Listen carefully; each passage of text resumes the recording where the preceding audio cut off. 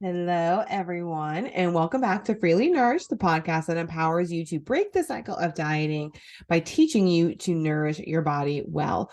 I'm your host, registered dietitian Erin Casey, and I'm also the owner of New You Nutrition Counseling, where we believe that you can reach all of your healthcare goals at just about any body size. So, if you are ready to let go of the shameful and toxic cycle that is restricting foods that you love and feeling guilt about enjoying them, and you want to just feel free to enjoy the foods that you want, and also confident and comfortable that they are going to nourish your body appropriately, join us. We offer free discovery calls where it's an opportunity to sit down, discuss your goals with us, discuss your concerns, and we can help you pick out the products that might be best for you and get you on your way to a happy free food journey. So today I wanted to talk to you a little bit about kind of something that I feel is coming up more and more in the popular media, and that is this idea of cycle syncing. So if you are not familiar, cycle syncing is this idea that energetically our bodies, if you are someone who menstruates, so if you are someone who does not menstruate, this may not be for you.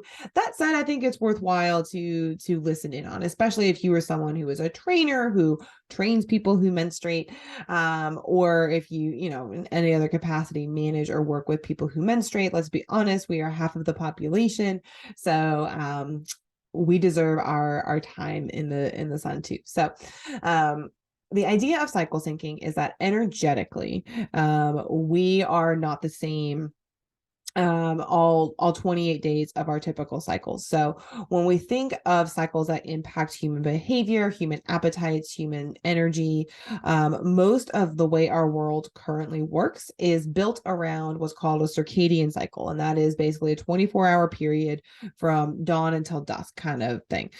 So it's a 24-hour period that's kind of goes through the whole Earth rotating around the sun type of thing. For people who do not menstruate, that is probably the biggest driver in your energetic fluctuations. So you may have fluctuations throughout the 24-hour period. You may have more energy or more capacity for different types of activity throughout that 24-hour period. But ultimately, day to day, the 24 hours tend to repeat themselves and be largely the same. Now, there are also like bigger cycles, such as like seasonal cycles, for example, that do impact us all too. That said, there's not a ton of literature on that. And that also, the suspicion anyway is that kind of varies depending on where you are. It might be driven by air temperatures, by sunlight exposure, day length, things like that. We know that they probably impact us. We just don't have a good idea how. And what we do know is that for humans that menstruate, that has a huge impact on our energy levels, on our capacity, on our mood. But what we don't, again, have a ton of data is consistently, we don't know how. We know that it is a big driver. Honestly, in people who menstruate, it's probably a bigger driver than the circadian rhythm, because all humans have a circadian rhythm, but people who menstruate, probably their menstrual cycle outweighs the impact of their circadian cycle. Again, there's not a ton of data to support that, but just kind of in working with a lot of people who menstruate, that seems to be kind of the trend that I noticed, that all 24 hours really are not the same. So kind of to that end, a lot of this kind of trends in cycle syncing, I think that's kind of the biggest thing I want to kind of myth bust kind of right out of the gate, is that we don't have a ton of research on it. We know that there is an effect. We don't know the direction. We certainly don't have concrete evidence to support that it even happens, much less that it happens in a consistent fashion in all people who menstruate.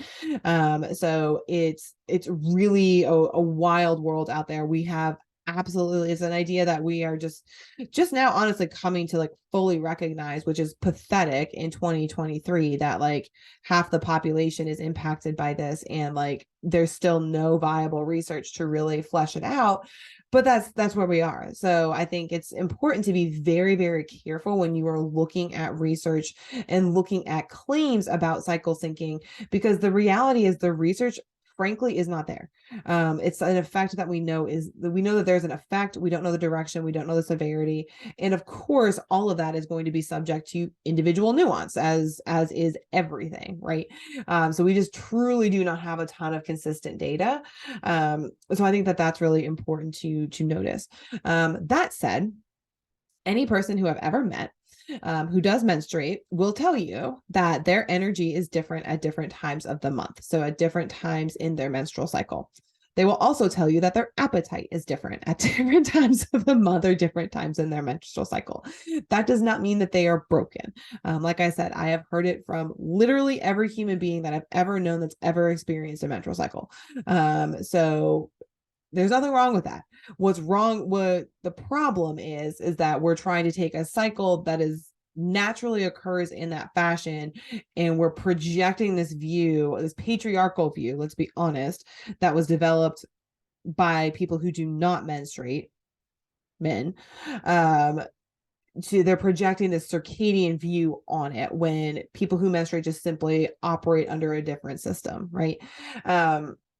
And there's, again, we don't have a lot of data, but we do know that there is a difference there.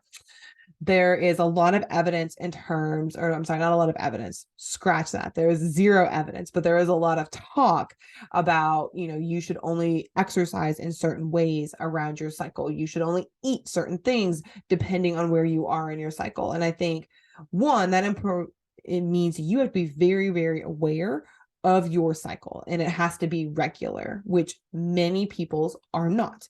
That said, if you are also on some form of birth control that is hormonal and changes your hormone fluctuation, that doesn't apply, right? So because your cycle is regulated, sometimes the fluctuations that would naturally ebb and flow are not there.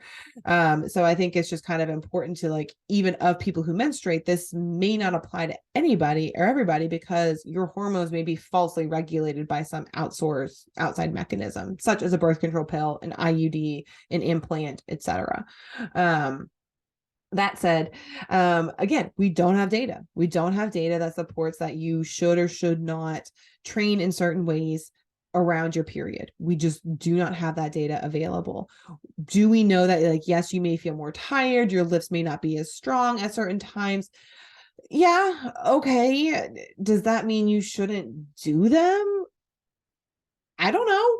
I don't really think so. There's days when my lifts feel like shit, and there's days when they feel awesome, and that may coordinate around my cycle, and knowing that maybe gives me a way to predict it, but ultimately I can't change what my cycle's doing, and I don't want to not lift weights because of it. So what's the point, right? What are we trying to get at there? I do see the evidence, or the potential to help with, say, lift, sports of various kinds, optimizing training and things like that. That said, for the average person just kind of going in the gym, wanting to improve their health, you're not going to not meet your goals based on a training cycle. That's just if anything, you're not going to meet your strength goal if you're too worried about doing Pilates during your period. Okay. That's you should still lift during your period. It just might be harder and you might be more tired, but fuck it. We've all lived our lives more tired during our period, and the patriarchy's told us we can't be more tired. So we've just powered through. So to that end, I see no point to alter your training regimen around your period until we have more data, right? That may change as the data comes out, and that would be wonderful. But right now, we just simply do not have the data to support it. Same thing goes for food, right? We do know that very definitely your nutrient needs are going to change around your cycle. That said, we have no way of knowing how or when or why, or in what direction they're going to change. And that said, they can be different for everybody. Some people are hungry during their period. Some people are more hungry after. Some people are more hungry before. We can make an argument for all of those cases, but the fact of the matter is, it just simply has not been studied. And we can thank the patriarchy for that. But again, we are where we are, and there's no point in, these seed cycling and, eat this during this week and that during that week. No, it doesn't matter. It might matter, but we don't have the data to say that it matters. We have no reason to believe it. The best that any of us can do right now is to create your own data, right? Because again, even if we get large systematic studies, that would be wonderful, but there's still, no matter what we do, going to be a huge amount of nuance. So what you can do is track your own cycle. And I actually recently started doing this. I'm a nerd and I love data. So I created an Excel spreadsheet. There are definitely apps that you can use. I have not found a good one that I like, so I just created my own data set. I'm happy to share it with anyone who wants it. Not necessarily my information, but like the sheet that I created. It is just a Google Excel spreadsheet. And I tracked things like my mood, my energy level. I do lift a lot of weight, and that's like a big goal for me. So I tracked kind of how my lifts are feeling in general. Sometimes that aligns with my energy for the day, but like sometimes my energy feels fine, but for whatever reason, the lift is just not doing great.